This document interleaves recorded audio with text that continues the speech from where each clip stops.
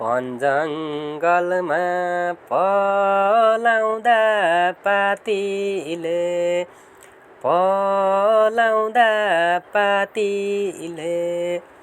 बिर्सिसके सङ्गी र साथीले अभागी त मनै रहेछु नि।